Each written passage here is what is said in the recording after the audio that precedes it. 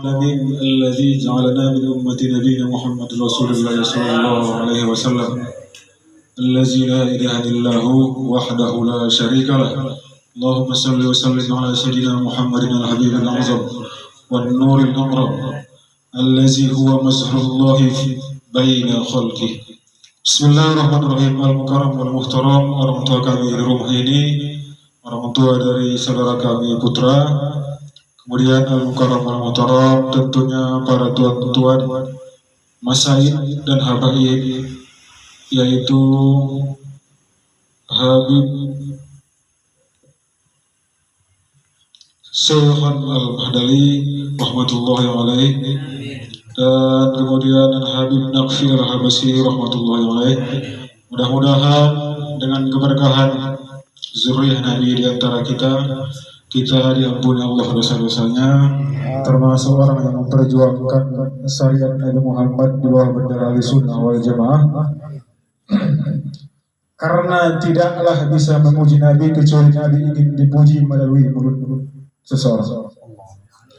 Orang-orang yang memuji Nabi dan bersolawat kepada Nabi adalah orang-orang yang dipilih dan dikehendaki Allah Subhanahu wa Ta'ala.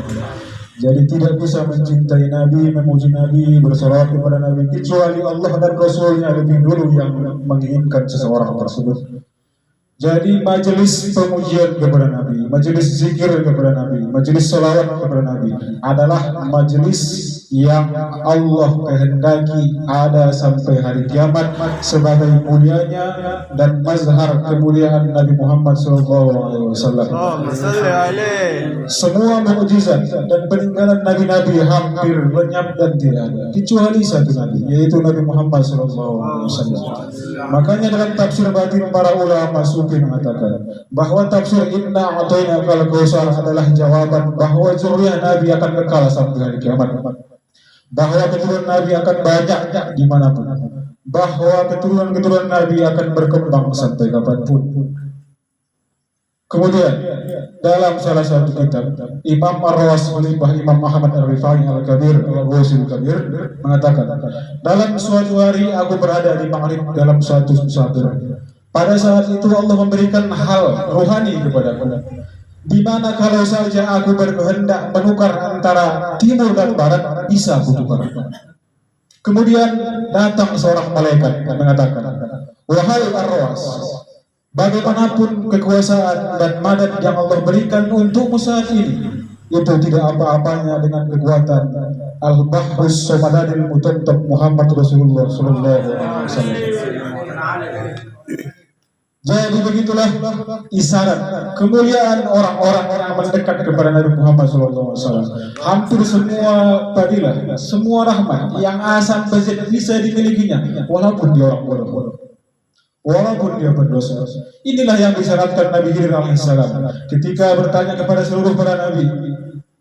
Sa'atul Anbiya, aku bertanya kepada seluruh para nabi, kaifa sahsum minal asya yakunu minas su'ada. Bagaimana orang yang telah ditakdirkan celaka, ditulis Allah dalam Lauhul Mahfuz, tulis Allah dalam takdir yang di luar mudrak bahwa dia ahli neraka, bisa menjadi di surga dan selamat. Pasakatu, tak ada satupun nabi yang menjawab yang sekian ribu tersebut. Maka aku mengadukan kepada Rasulullah SAW, dan Nabi menjawab, zalika ya Khidir bis-sholati alayya. Itu bisa terjadi kalau orangnya banyak bersolawat kepada Allah. Kalaulah ahli surga bisa, kalaulah ahli neraka bisa menjadi ahli surga dengan banyak bersolawat saja, apalagi cumalah keburukan, apalagi cumalah musibah. Pada bulan-bulan ini hampir semua umat Islam Allah uji. Allah banyakkan bala di muka bumi ini. Kenapa? Karena bala itu wajib turun. Selama ada kehidupan, bala wajib turun. Karena itulah salah satu hikmah kehidupan, untuk menguji manusia. Tapi sebagaimana doa Imam Syafi'i, Allahumma inna nas'aluka al-lutfa fi majarat bihil maqadir. Ya Allah, saya tahu, kata Nabi Imam Syafi'i, bala ini wajib turun, takdirmu wajib turun, tapi aku minta kelembutanmu ketika itu turun, sehingga yang kena musibah bisa bersabar, sehingga bala yang besar bisa menjadi kecil. Inilah yang di pundak yang ditanggung setiap wali pada zamannya. Setiap turun bala Allah turunkan dahulu ke pundak mereka. Sisa yang tak mereka sanggup disebarkan kepada seluruh alam. Seberapa besar pun musibah yang kita nampak di dunia ini, itu cuma sisa dari punggung para wali. Mereka lah tonggak wakil Nabi Muhammad menyelamatkan umatnya. Dan dalam satu riwayat tidak ada majelis yang paling disukai, dicintai, digemari para walinya kecuali majelis pujian kepada Nabi Muhammad SAW. Karena majelis sholawat adalah salah satu majelis yang wajib dihadiri ruhani Nabi Muhammad SAW, melihat siapa yang di situ dan siapa yang terima tersebut.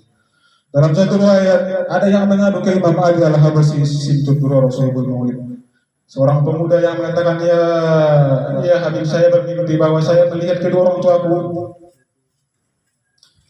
terhina di alam barzah. Pakaiannya buruk, mukanya begitu sedih, dan seperti habis-habisan kena siksa.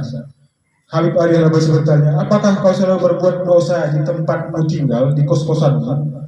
Kemudian ini menjawab, mengakui saya berbuat dosa. Mengakui apa perbuatannya? Sayyidi Al-Habib Ali Al-Habasyi mengatakan, bacalah maulidku ini di tempat kau berbuat dosa. Maulid Sintut Duror maksudnya. Ketika beliau membaca sampai tamat sendiri maulidnya itu saja, malam berikutnya dia melihat telah dipakaikan mahkota kebesaran untuk kedua orang tuanya dan telah diangkat derajatnya.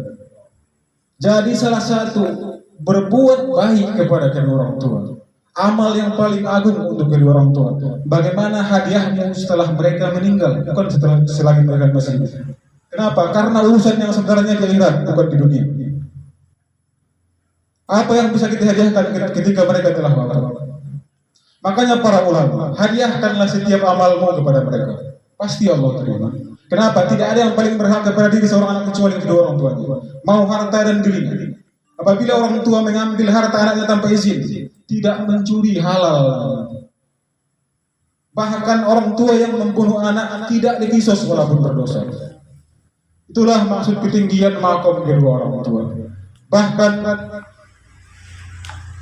kata para ulama, bersedekah kepada kedua orang tua sebagaimana di kitab Imam Jalaluddin As-Suyuti itu kali 10.000.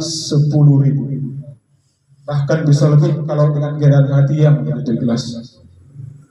Tidak ada sedekah yang paling afdol kecuali salah satunya kepada kedua orang tua, berbuat baiknya.